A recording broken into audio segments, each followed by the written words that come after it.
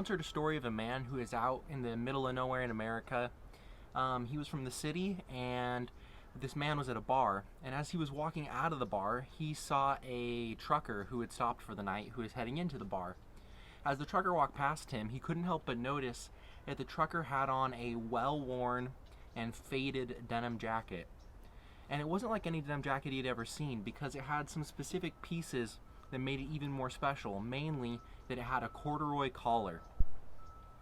Seeing this jacket, the city man was struck by its beauty and how well it had faded and how well worn and loved it was, and he knew that he had to have it. So he stopped the trucker and offered to buy his jacket.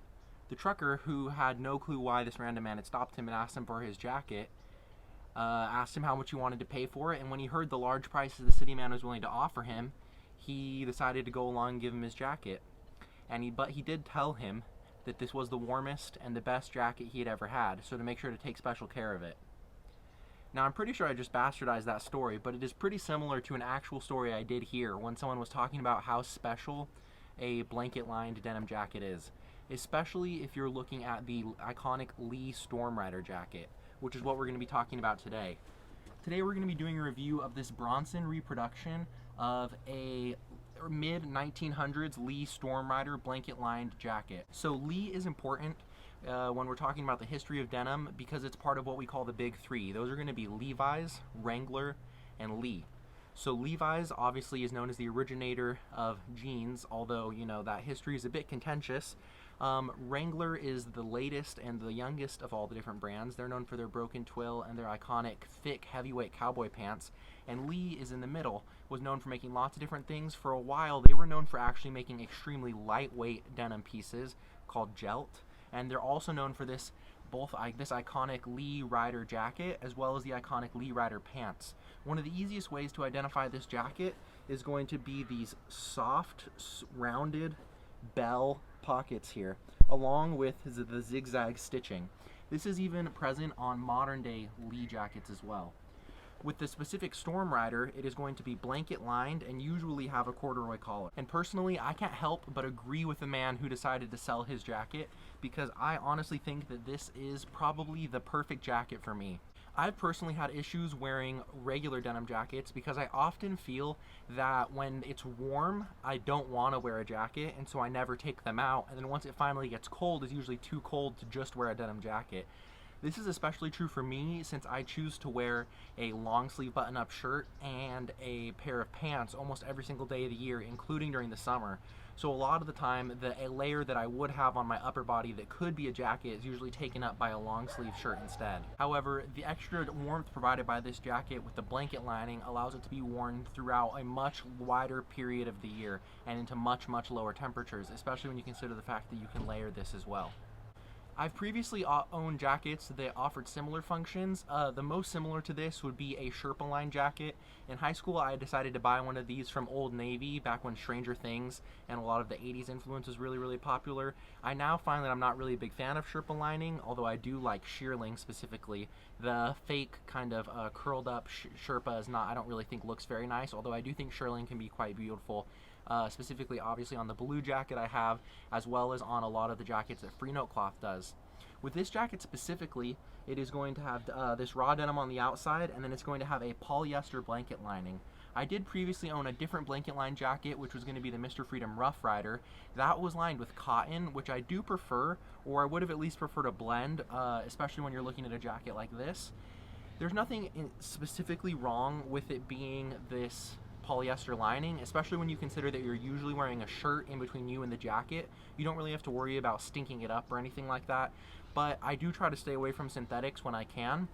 They just don't seem to offer a lot of the advantages that natural materials do, and I do kind of wish that this was at least some type of synthetic and cotton blend, or even a synthetic cotton and wool blend, like you do see in some other jackets in a similar price point.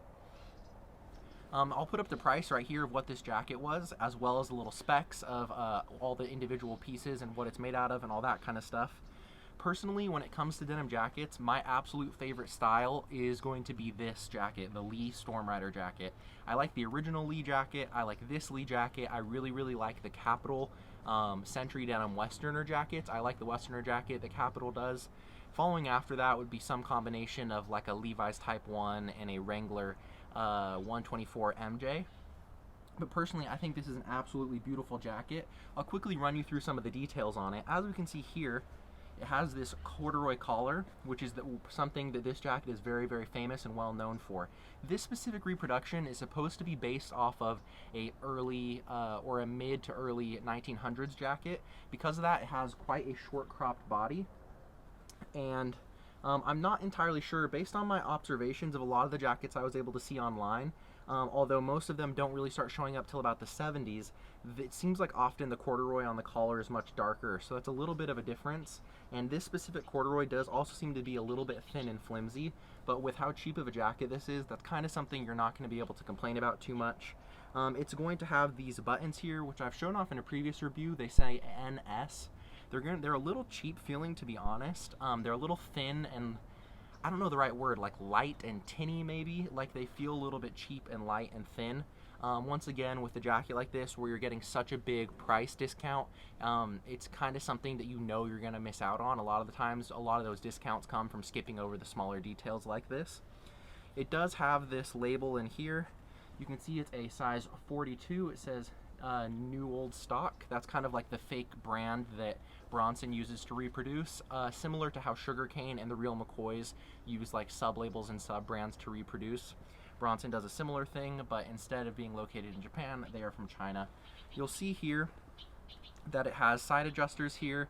I haven't found any need to use these. This jacket, because of the vintage styling and inspiration, is lacking hand warmer pockets, and also it has this extremely short height, as you can see here. If we're coming down here to the wrist, you'll see that it has these NS buttons once again, and then it's stitched rather small. When it comes to my general feelings about this jacket, I have my little list here. I'm going to list off what I think are the biggest pros and the biggest cons, and we can kind of get into that. The biggest pros are that it is made with a nice denim. It is very heavy on the indigo. It actually bleeds onto the collar a little bit, which is pretty cool. It's not so heavy that it kind of ruins or stains anything around you though, which is nice. I think overall the silhouette and the styling of this is excellent. It looks great, especially on if you're interested in wearing high-rise trousers or pants. It looks really, really great with that. Let's see here. And it is in a very, very affordable price. And it's also, based on what I've been able to find, one of the only actual short-cropped, real, like, vintage reproduction style Stormriders that you can find out there, especially with the blanket lining. Recently, Son of Stag did a collaboration with Lee, and their jacket was much more expensive, although obviously it was authentic, as it was authorized from Lee and made with nicer materials, but they didn't even have this blanket lined corduroy collar version that I was looking for. Real McCoys also does a jacket like this, but they produce very, very slowly, so it's hard to know when they're going to put one out. Overall, a lot of the other Lee reproductions, as well as the jacket offered from Lee themselves, is much, much longer than this, and so that's not something you're really going to be able to get, is the short length with it. I really, really appreciate, as well as a bit wider in the body, which allows it to fit really, really cleanly. When it comes to the biggest cons for this jacket, I'm gonna have to say that it is the synthetic lining, the cheap hardware like I've already told you guys about, this little bit of a flimsy corduroy that I was complaining about, and then the last thing I'm gonna say is that the way that the lining is attached in this jacket, it's not very well done. You could see it's kind of moving and falling, which is something that, you know, necessarily isn't terrible, but even here at the shoulders, the lining completely comes away. I wish the lining was attached better throughout the jacket. This is especially apparent here in the sleeves. Down here at the bottom of the sleeve, inside of here, I'll show you, it bunches up very, very badly. So when you put your arm through, especially if you're wearing longer sleeves, it bunches up a lot. A lot of the lining inside of here gets pushed forward too much. It seems like when they were cutting the pattern for the lining, that they cut it too big and then just stitched it in anyways. This could be a specific quality issue with my pair, or with my jacket, I'm not entirely sure. But it is something that is a tad annoying. Once again, like I said, for the price you're paying, it's not necessarily something to get really, really mad about, but it is something that is a bit disappointing. It's something that, for example, I would be willing to pay like $15 or $20 extra for someone to take the time to do the quality control, to like go over this jacket and make sure that the lining fits in correctly.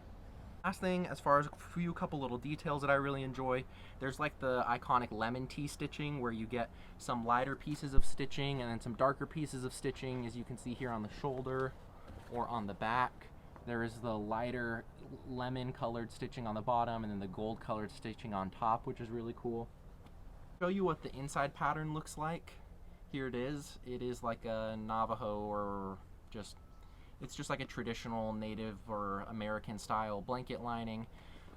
Like I said, unfortunately, it is not wool lined. With a lot of the vintage jackets you'll find, they're often lined with some type of wool blend, which is nice. I think it's usually like a wool and polyester blend, which is certainly a little bit better than just this all polyester jacket you'll see here.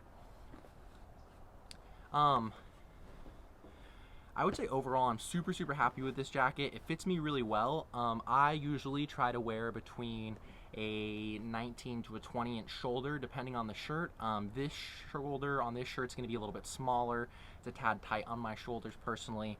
And so I was looking for about a 19.5 inch shoulder on this jacket, which for me I think is the most important measurement when you're looking at a jacket. At least it is for me. That's where I find I often have the most fit problems. I've never had my chest be too big for a jacket, nor have I had my arms be too long, especially as long as the shoulders fit me. I've never had the arms be too long or short. And so I made sure to get that fit correctly, and I checked the measurements on the Bronson site, and it worked really well. I would recommend at least sizing up 1 on every single item at Bronson, potentially sizing up 2, and don't be afraid to contact them about the specific sizing on an item for you. You can give them reference items. I would always make sure to know your measurements, whether or not it's your body measurements or the measurements of a jacket or a shirt or something that you feel fits you really well. I've been wearing this jacket probably about 5 times a week for maybe the last 2 months. There hasn't gotten that much wear on it yet.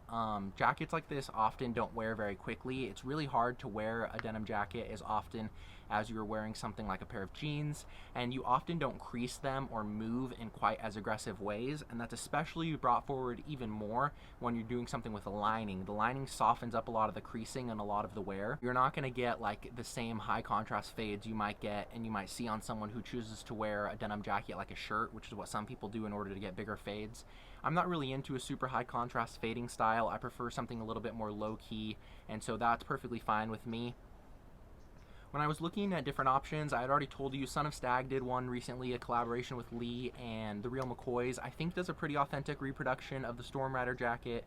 I'm not entirely sure who else does. I will say that there are other jackets or other people who do general styling reproductions of this, but they're never actually the same dimensions. They're usually going to be lengthened and have a little bit of a change, like a slimmer, longer body. A lot of people, when recommending looking for a Stormrider, will say that you should go vintage. That's not something I necessarily feel comfortable doing.